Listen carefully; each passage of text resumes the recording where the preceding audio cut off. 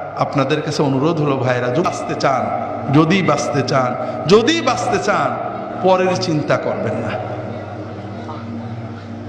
ওই দল, ওই মত, ওই ব্যক্তি, ওই হুজুর অমুক খারাপ তমুক খারাপ, এই চিন্তা ব্রেনে আনবেন না। এগুলো আমরা করব, আমরা আপনাদের দিয়ে করাই আমাদের দল ভারী করার জন্য। আপনার চিন্তা হবে আপনার কবর। কথা কি বুঝতে পেরেছেন? খুব ভালো করে বুঝুন। আমার জীবনে আল্লাহ তাআলা অনেক নিয়ামত দিয়েছেন, অনেক। এই নিয়ামতের কোনো শুকরিয়া করতে পারিনি। এমনকি আল্লাহর যে ফরজ নামাজ, এটাও মন দিয়ে পড়তে পারি না। 4 রাকাত নামাজ পড়তে কম্পিউটার স্পিডে পড়ি, 4 মিনিটও লাগে না। এর ভিতরেও 4000 কথা মনে হয়।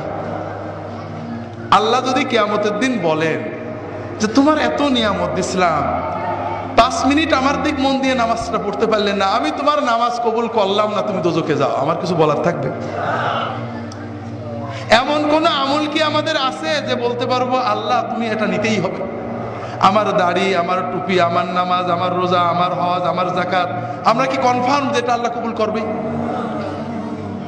আমার না হলে আপনারা তো কনফার্ম নাকি? তো এই যদি আমাদের অবস্থা হয়, তাহলে কোন সাহসে আমরা অন্য মুসলমানের চিন্তা করি? ভাইরা, অন্য মুসলমানের চিন্তা করবেন না। যখন 5 জনে এক জায়গা হবে, নিজেদের কথা চিন্তা করবেন, পরের ভিতর আলোচনা না। ভাই কি অবস্থা?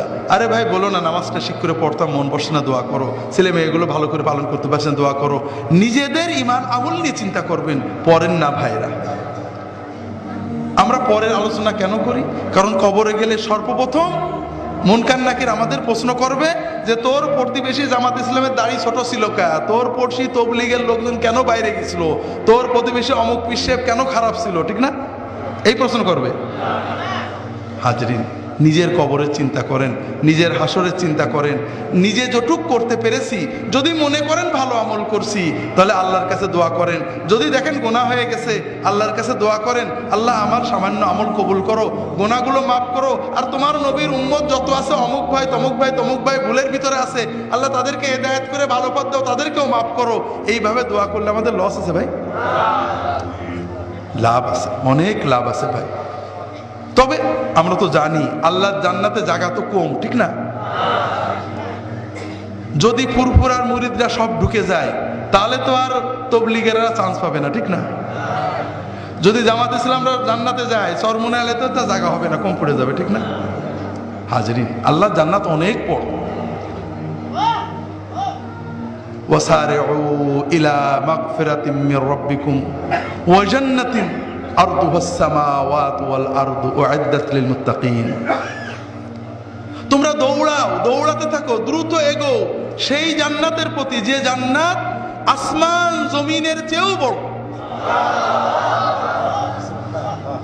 যে জান্নাতকে আল্লাহ তাআলা মুত্তাকিদের জন্য বানিয়ে রেখেছেন।